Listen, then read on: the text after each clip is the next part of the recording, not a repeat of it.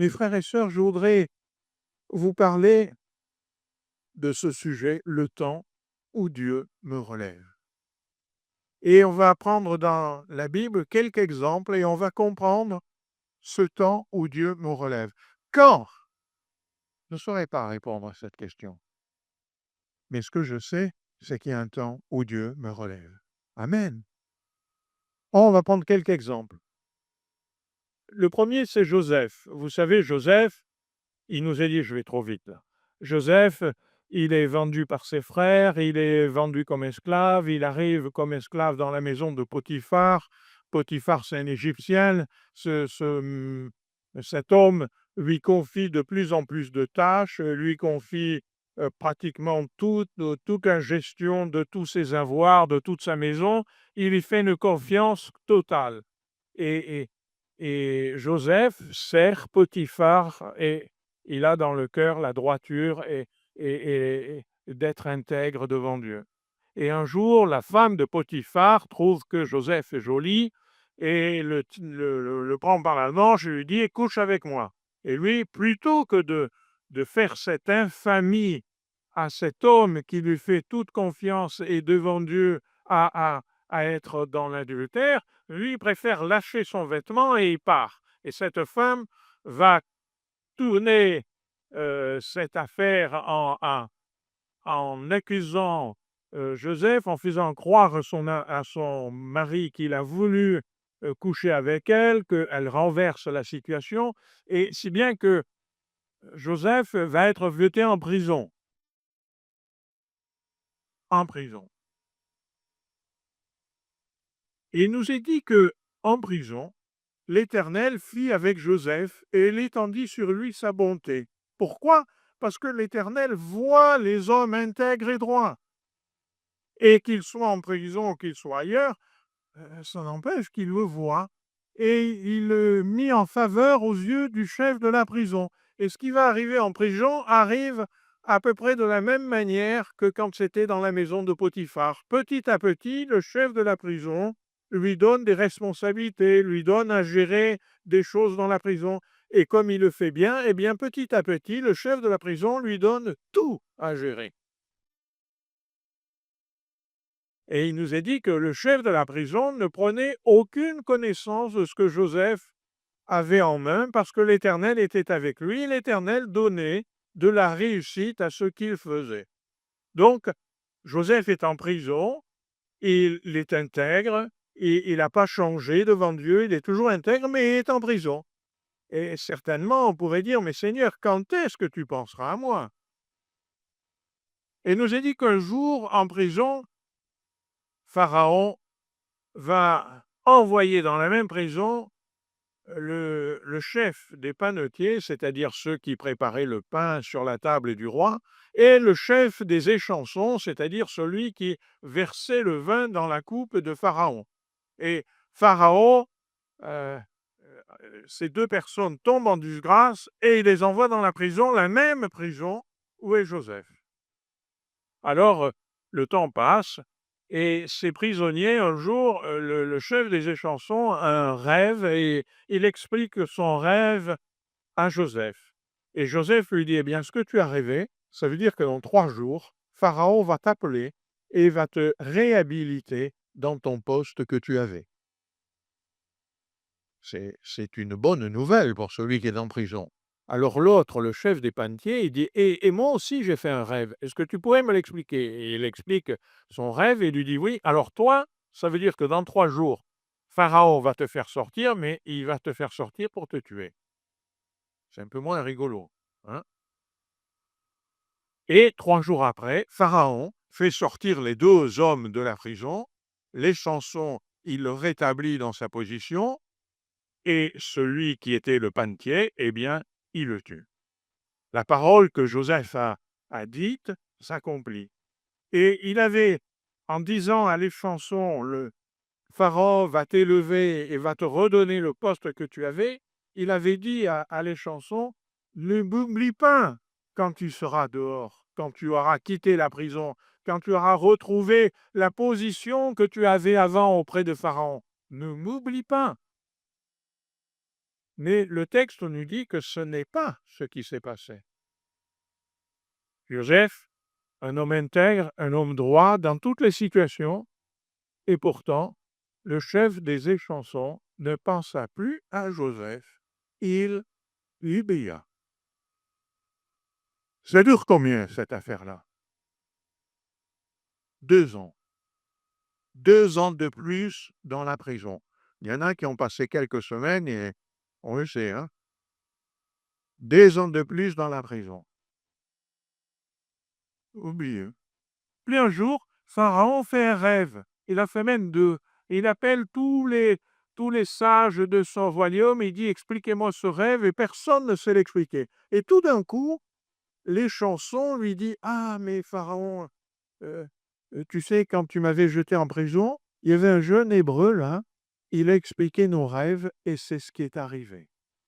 Alors, Pharaon fait appeler Joseph, on le fit sortir, il nous est dit en hâte de la prison. Pharaon dit à Joseph: j'ai eu un songe, personne ne peut l'expliquer, mais rien appris que tu expliques un songe d'après l'avoir entendu.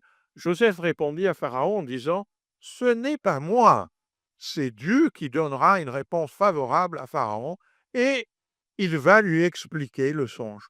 Au passage, je me permets de vous faire remarquer l'intégrité de Joseph. Parce qu'il aurait pu dire à Pharaon: oui, oui, tu sais, c'est moi, j'explique les songes.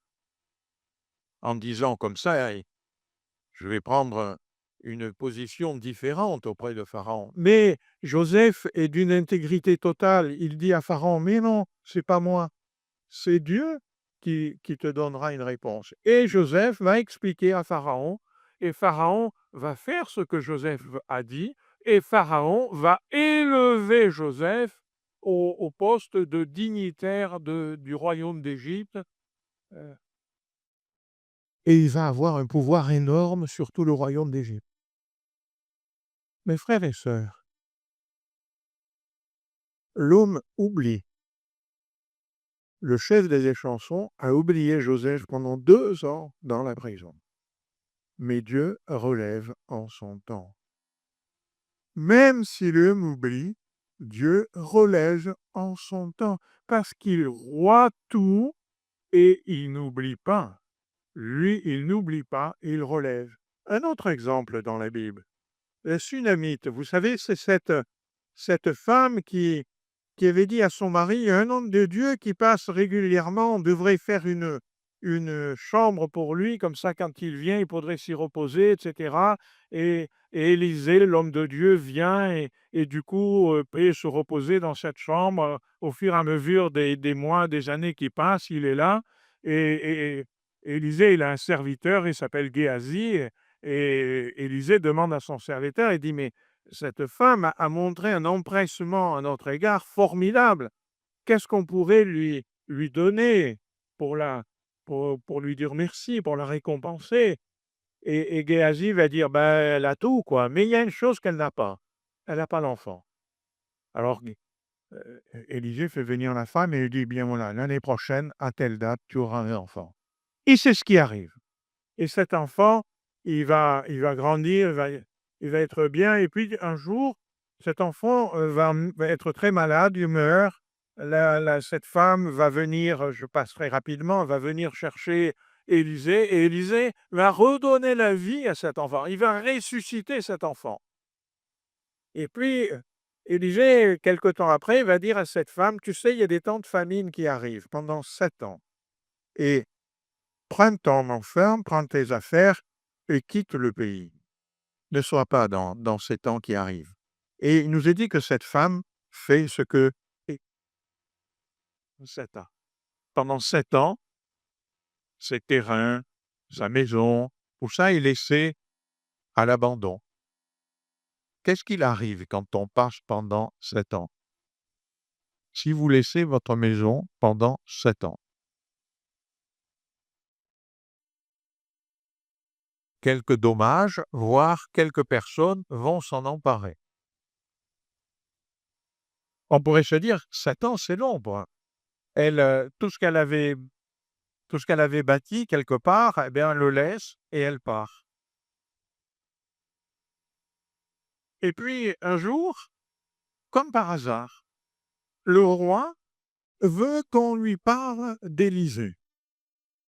Et il appelle le serviteur d'Élisée, Géasi, et lui dit: «Parle-moi de ce que Élisée a fait.»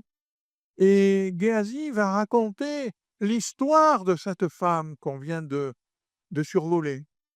Et, et là, il y a une coïncidence extraordinaire que seul Dieu peut faire.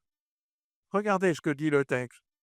Pendant qu'il racontait au roi comment Élisée avait rendu la vie aux morts, la femme dont il avait fait revivre le fils vint demander le secours du roi au sujet de sa maison et de son champ. Géasi dit: Monseigneur le roi, voici la femme et voici son fils qu'Élisée a fait revivre. Juste au moment, 7 ans après, où cette femme revient, elle n'a pas téléphoné, elle n'a pas envoyé un fax pour dire: Ouh, au roi, ouh, je reviens. Mais juste à ce moment-là, le roi, tout d'un coup, a envie qu'on lui parle de la vie d'Élisée. Et tout d'un coup, le roi demande à ce que le serviteur lui parle, et le serviteur, il est resté tellement marqué par la résurrection du fils de la Sunamite, que évidemment, il raconte ça au roi. Et juste à ce moment-là, eh bien, la femme se présente dans le palais du roi et demande à voir le roi. Quel hasard, mes frères et sœurs! L'homme oublie. 7 ans, peut-être pas tous avaient oublié. L'homme oublie, mais Dieu est attentif à son cas. Devant Dieu, elle n'est pas oubliée. Et il y a un temps où Dieu la relève. Alléluia. On va prendre encore un exemple où Dieu se souvient. Et ces exemples, ils doivent être pour nous comment je dirais, des enseignements, de savoir que lorsqu'on dit Dieu voit tout et au temps marqué, il relève, c'est pas simplement une belle parole qui donnerait de l'espoir à quelqu'un au milieu de nous, mais c'est le témoignage de la parole de Dieu. C'est ce que Dieu fait. On va prendre un autre cas où Dieu se souvient, Corneille. Corneille, c'est un centenier romain. Il est en Israël, au temps où Rome est présent, vient d'exercer sa puissance, il est en quelque sorte de l'armée de l'envahisseur. Corneille, un centenier romain, c'est un païen. Mais est-ce que c'est vraiment un païen comme n'importe quel païen? Est-ce que c'est un païen, je dirais, n'importe qui? Pas tout à fait. Parce que le texte nous dit qu'il priait constamment et il faisait des aumônes. Donc c'est quelqu'un qui ne connaissait pas vraiment Dieu, qui n'avait pas vraiment une communion avec Dieu, mais il savait qu'il y avait un Dieu, il savait que ce Dieu était tout-puissant, et quelque part il faisait confiance, il espérait le secours de Dieu, il priait constamment, et son cœur était bon, il faisait des aumônes. Et le temps passe ainsi. Combien de temps? Le texte, je ne le dis pas. Donc on ne sait pas combien ça dure, mais ça dure. On sait que ça dure parce qu'il y a un mot dans un verset qui nous dit que ça a duré. Un jour, un ange vient et lui dit: Corneille, ta prière a été exaucée, Dieu s'est souvenu de tes aumônes. Si Dieu s'est souvenu, ça veut dire que du temps a passé. Combien on ne sait pas. Mais ce mot souvenu, ça veut dire que c'est quelque chose qui est dans le passé, c'est quelque chose qui a duré.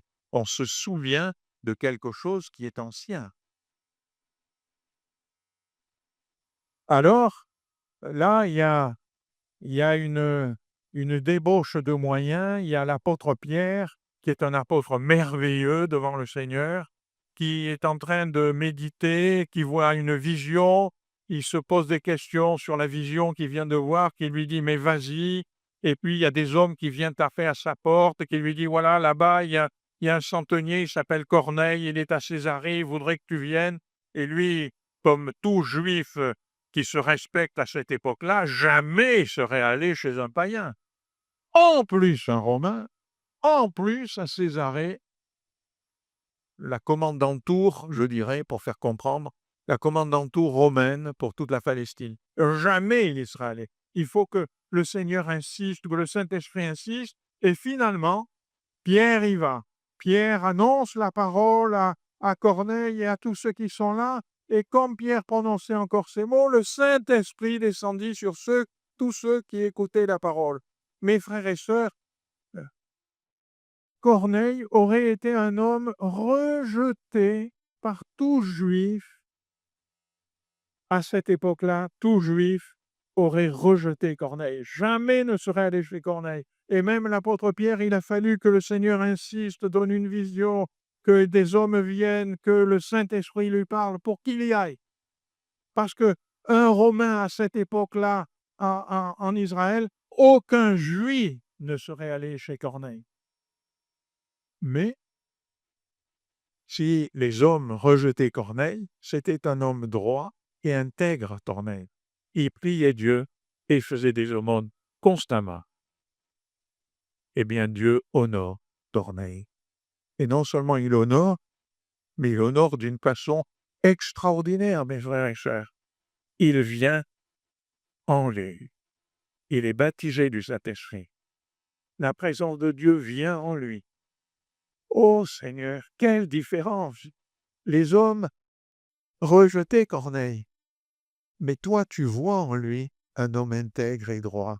Et parce que tu vois en lui un homme intègre et droit, tu le bénis, tu le relèves, tu viens en lui, tu l'honores de ta présence. Quel beau témoignage!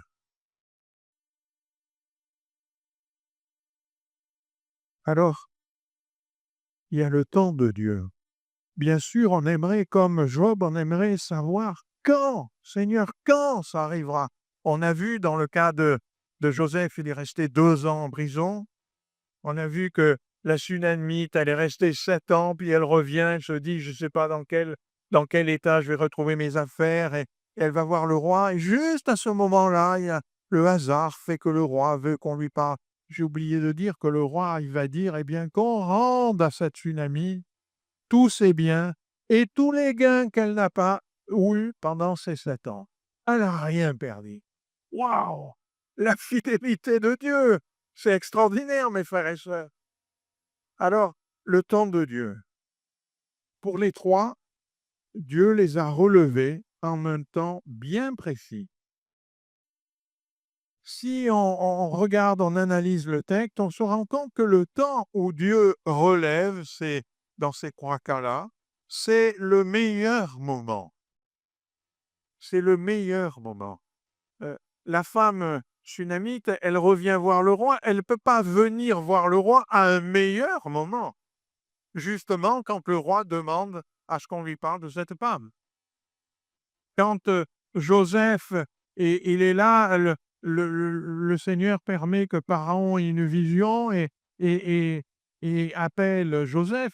Il ne peut pas y avoir un meilleur moment parce que c'est là que tout le pays d'Égypte peut basculer dans la famine ou pas, et Pharaon s'en rend bien compte.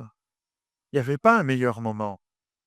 Lorsque, lorsque Pierre vient chez Corneille, Corneille, il a réuni, il nous a dit, tous les siens, ses serviteurs, tous ceux de la famille qui sont là. Il nous a dit que le Saint-Esprit vient sur eux tous.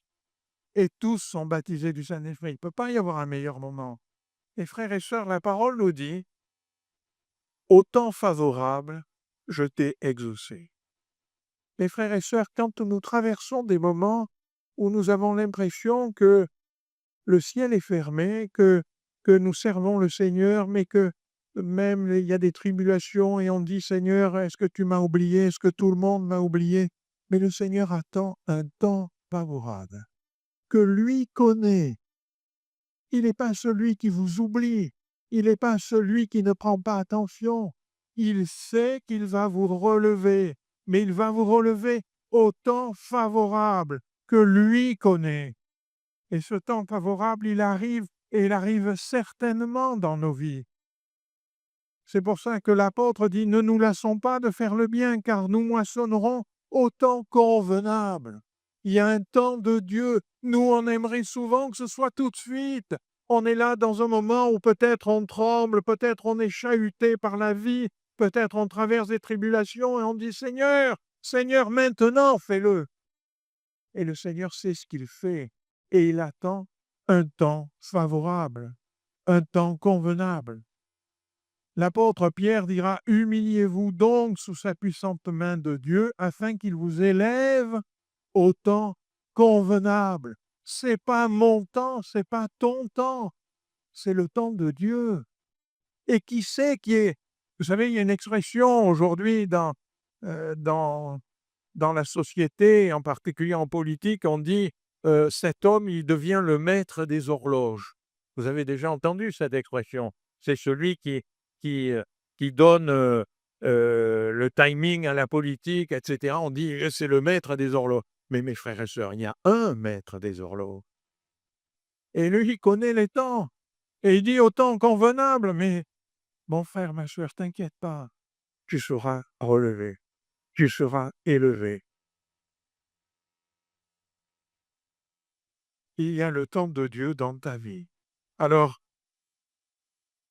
prends patience, prends courage, parce que ce temps, il arrive et il arrive certainement. Vous savez, c'est ce que euh, la prophétie et le prophète Habakkuk va dire. Si la prophétie tarde, attends-la, parce elle arrivera certainement, parce qu'il y a le temps de Dieu, et parce que Dieu ne t'oublie pas, et parce que Dieu te voit, et parce que Dieu honore la droiture et l'intégrité. Alors, il y a le temps de Dieu dans ta vie. Je voudrais terminer par une parole de l'Ancien Testament qui reste pour nous un appui solide de notre foi. Le prophète Ésaïe dit, il est... Pardon, je, je suis allé trop vite. L'action de Dieu est concrète. Dans Actes, il est dit, il est manifeste pour nous, tous les habitants de Jérusalem, qu'un miracle signalé a été accompli par eux. Il s'agit des disciples. Nous ne pouvons pas le nier.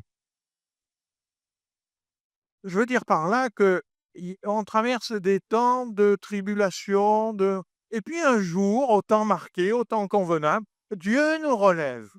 Et quand Dieu nous relève, c'est pas juste une impression personnelle, c'est pas juste un sentiment personnel. Non, ceux qui sont autour le voient. C'est quelque chose qui est publiquement visible. Il est manifeste pour tous les habitants de Jérusalem qu'un miracle signalé a été accompli par eux. Nous ne pouvons pas le nier. Les miracles de Dieu, ce n'est pas des choses qui se passent dans notre esprit simplement. C'est des choses qui se passent dans notre vie et dans notre vie concrète. Le Seigneur fait des miracles, il élève, et quand il élève, tous le voient. Alléluia. Merci Seigneur. Au temps convenable, tu élèves et tu élèves certainement et c'est manifeste.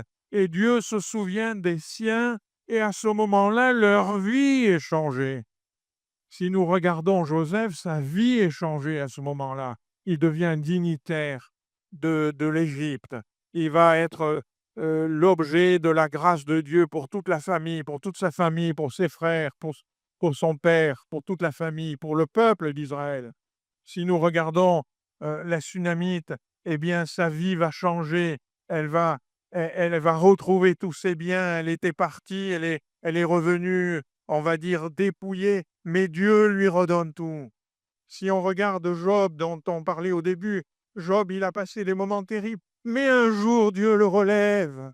Et le jour où Dieu le relève, il nous est dit qu'il est devenu plus béni qu'il ne l'était avant. Il a retrouvé une famille mais plus, plus bénie que celle d'avant. Il a retrouvé une richesse plus grande que celle d'avant. Parce que quand Dieu relève, il ne le fait pas à moitié. Alléluia. Dieu se souvient des siens et leur vie est changée. Et Et c'est là que je voulais en arriver. Mon frère, mes sœurs, il y a un appui solide pour notre foi. Et il est rappelé dans Ésaïe. Une femme oublie-t-elle l'enfant qu'elle allait? N'a-t-elle pas de pitié du fruit de ses entrailles? Et puis, de la part de Dieu, il rajoute, quand bien même elle l'oublierait. Moi, dit l'Éternel, je ne t'oublierai point. Voici, je t'ai gravé sur mes mains. Et on comprend que cette parole, c'est une parole prophétique.